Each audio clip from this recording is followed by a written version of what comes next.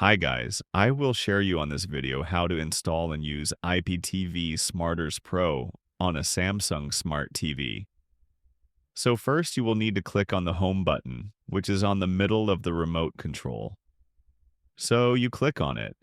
Then you go to apps and here you go up to app search. You click on app search and here you type IPTV Smarters. So I will type IPTV, then add a space and add Smatters.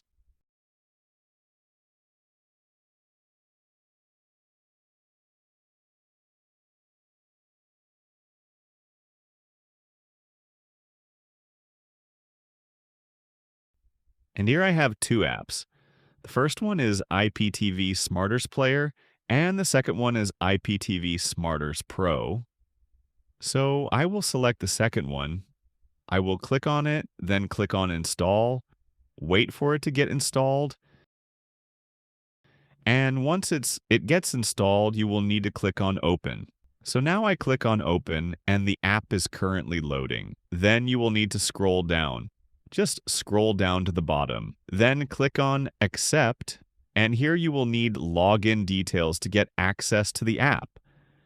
So you can't buy the login details from the website that you can find on the first comment.